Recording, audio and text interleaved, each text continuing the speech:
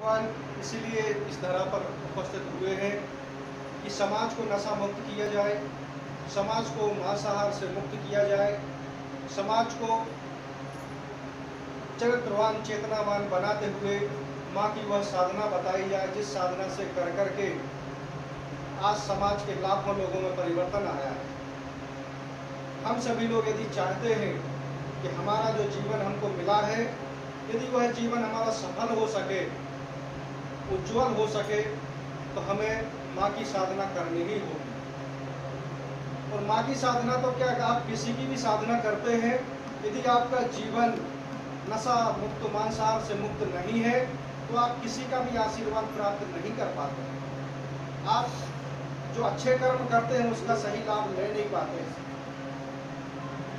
यदि आप चाहते हैं कि हमको अच्छा लाभ प्राप्त हो, आशीर्वाद प्राप्त हो, तो सबसे पहले नशा मुक्त हो, मांसाहार से मुक्त हो, चरित्रवानों का जीवन जीते हुए आप माँ की साधना अपने घरों में करें। माँ की साधना बहुत सरल है। आप सुबह जल्दी उठने का प्रयास करें, स्नान ध्यान करते हुए, और जो मंदिर में देवी देवता की छवि रखी हुई है उनको कपड़े से साफ करते हुए स्नान का भाव लेते हुए तिलक लगा दें।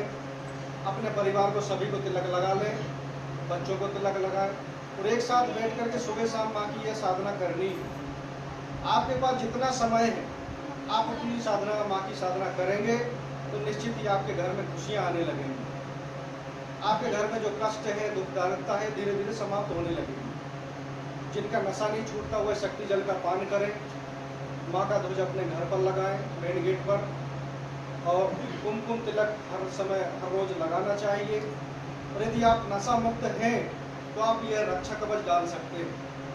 ये रक्षा कवच गुरुदेव भगवान ने समाज के लिए प्रदान किया है, लेकिन इसको डालने का पात्र वही है जो पूर्ण रूप से नशे मान से मुक्त है। जब आप यह रक्षा कवच डालते हैं तो आप कई प्रकार की परेशानियों से दूर हो जाते हैं। आने वाली समस्याएं आपकी दूर हटने लगती हैं। आपने जो कर्म किया है उसका फल तो मिलेगा ही, लेकिन कई परेशानियां हट जाती हैं, कई कुसंस्कार हटने लगते हैं। और एक दिन ऐसा आता है कि हम अपना परिवार परिवर्तन करते हुए हम दूसरे परिवारों को भी सुधारने लगते हैं। संगठन में यही हो रहा है।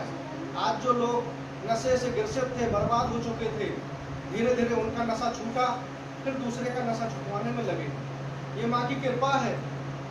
नहीं तो आज आप देखिए बड़े बड़े कार्यक्रम होते हैं, बड़ी बड़ी कथा भागवतें होती हैं, लेकिन किसी के जीवन में परिवर्तन नहीं आ पाता, क्योंकि वहाँ केवल मनोरंजन होता है।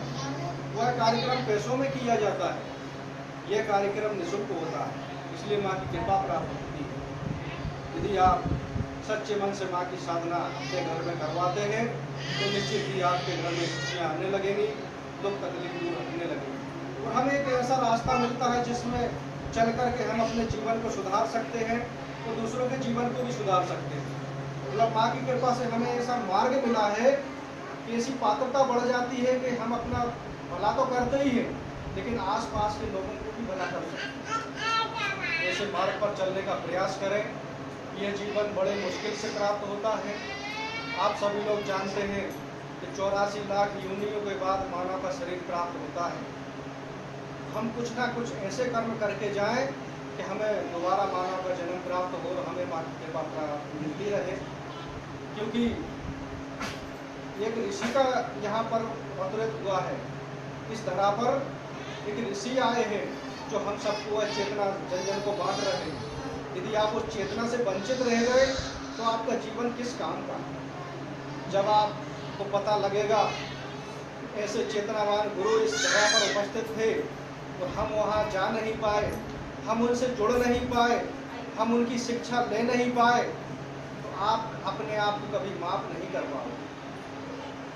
इस पर जरूर विचार करें कि एक ऋषि की चेतना तरंगों के माध्यम से पूरे समाज में परिवर्तन डाला जा रहा है। जो उनकी चेतना तरंगों का मार्ग, जो यात्रा है, निःशुल्क निस्वार्थ भाव से है, जो पूर्ण रूप से सत्यता से बनी हुई है।